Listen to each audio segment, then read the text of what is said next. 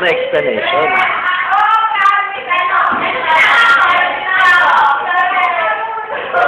Pag po nag-brown out, automatic, mabubuksan po ang ilaw na yan. Dahil po, ang battery po niya, kahit walang kuryente, ay ito po ang battery niya. Ako mag-ground. Ayan, tatagkalin po ang plug.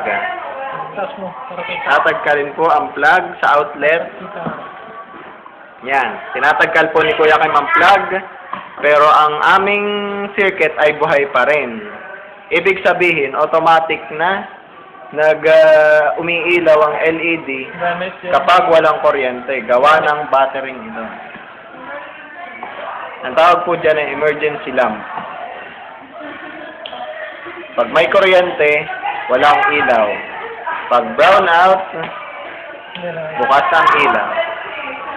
That's all. Thank you.